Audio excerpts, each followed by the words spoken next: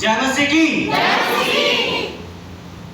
संतों को, गुरुओं को, महापुरुषों को कोटि कोटि नमन करता हूँ और नमन करता हूँ जिसने धरती और आकाश को बनाया, हमारे ईश्वर यीशु मसीह ने, उन्हें उनके चरणों में कोटि कोटि नमन करता हूँ। मेरी बहनों, मेरी माताओं, मेरे बुजुर्गों, मेरा नाम सिमोन मसीह अम्बेडकर है और हम समाज के लिए रात दिन एक कर रहे हैं।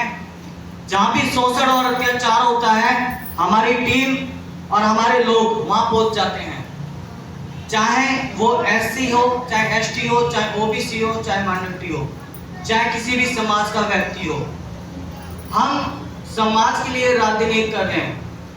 हमारे समाज के ऊपर शोषण अत्याचार होता है और हमारे लोग अपने घरों में चुपचाप बैठ जाते हैं क्योंकि उन्हें लगता है अभी दूसरे का घर जल रहा है, हमारा जलना बाकी है। तो हमें अपना घर भी बचाना है और दूसरों का घर भी बचाना है।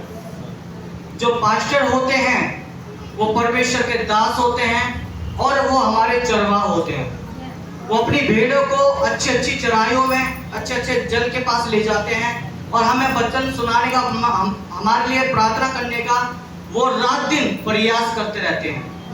तो हमारा फर्ज बनता है कि हम अपने पास्टर की रक्षा करें। हमारा फर्ज बनता है कि उनके पास तक ऐसी कोई मुसीबत ना पहुंचे कि उन्हें कोई नुकसान पहुंचाए। तो मैं आपको आपके हक और अधिकार बताना चाहता हूं कि संविधान ने आपको क्या हक दे रखा है और अधिकार क्या दे रखे हैं। आपका हक और अधिकार है, इस देश के अंदर लोकतंत्र है और लोकतंत्र के अंदर सबको अपने धर्म का प्रचार करने का पूरी छूट है। चाहे वो किसी भी धर्म का हो, किसी भी जाति का हो, किसी भी समाज का व्यक्ति हो। आर्टिकल 25, आर्टिकल 24 ये कहता है कि आपको अपने धर्म का प्रचार करने का पूरा अधिकार है। तो ये लोग कौन होते हैं जो हमारे धर्म को, हमारे धर्म की पूजा करने से रोकते हैं? ये वो लोग हैं जिनके अंदर मनु विचारधारा काम करती है। अभी करौली के अंदर, कब की बात है, करौली जिले के अंदर, राजस्थान के अंदर एक पास्टर के चर्च में उनके चर्च के लोगों को मारा गया, पीटा गया। पास्टर को थाने में बंद कर दिया गया। हमारे पास कॉल आया कि भैया ऐसी ऐसी बात हो गई है।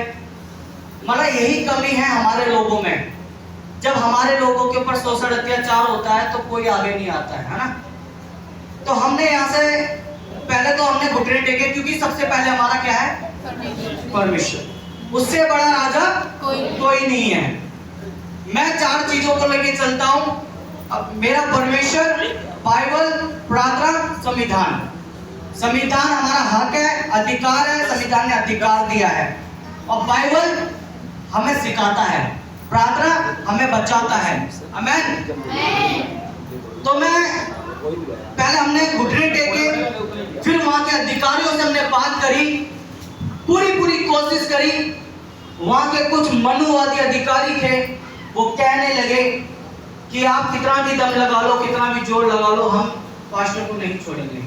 ना ठीक है। हमने भी परमेश्वर से दुआ करी, आराधना करी, परमेश्वर तेरा हाथ इतना छोटा नहीं है कि वहां तक ना पहुंचे।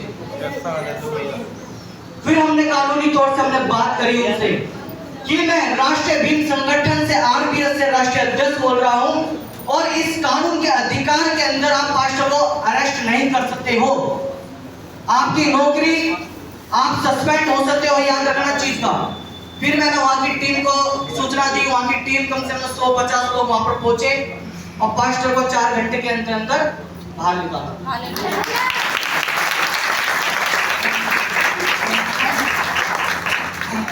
मेरी बहनों, मेरी माताओं, हमारे पास समय नहीं है, मगर मैं आप लोगों से एक ही बात कहूंगा।